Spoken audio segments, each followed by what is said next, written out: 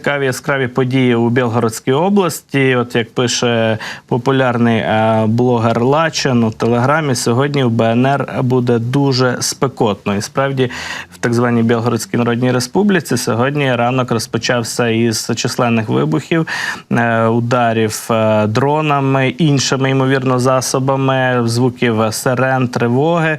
І бачимо, що трохи панікують там мешканці Білгорода. Вже з'являються численні відео, як вони рвуться в укриття закриті, як завжди. Палає якесь авто на трасі біля Білгорода. Губернатор Гладков заявив, що там загинув водій, що по цій машині прилетіло якесь... Щось прилетіло, не знаю. Росіяни кажуть, що це реактивний заряд, якийсь прилетів снаряд і знищив це авто. Бачимо численні кадри з цієї траси, з різних ракурсів.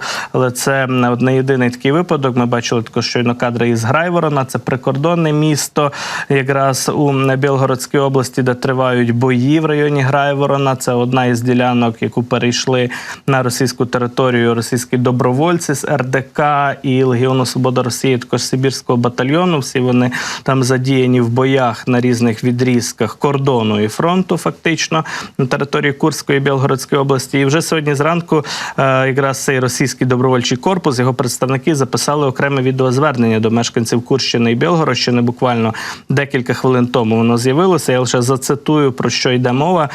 Кажуть російські добровольці, що влада місцева не вжила жодних заходів у Курській і Білгородській області для захисту і евакуації місцевого населення, а обстріл мирних міст і сіл України триває із цих регіонів, як і раніше. Отож, російські добровольці змушені відкрити вогонь у відповідь по військових об'єктах в прикордонних регіонах. Негайно евакуюйтеся, закликають вони місцевих мешканців. Подібна заява від цих же добровольців лунала напередодні, коли вони також анонсували удари по воєнних об'єктах Росії в Курську і Білгороді. І знову ж таки це мотивували, пояснювали постійними обстрілами з цих міст і території у бік України.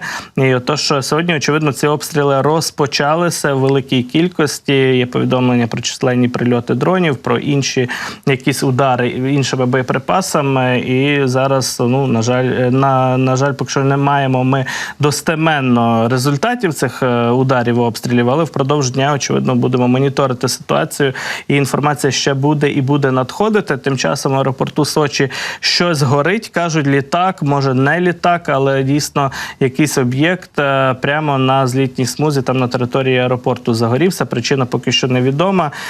Місцева влада каже, що це навчання такі, тобто треба росіянам спалити певну кількість літаків, перш ніж вони навчаться ці літаки берегти.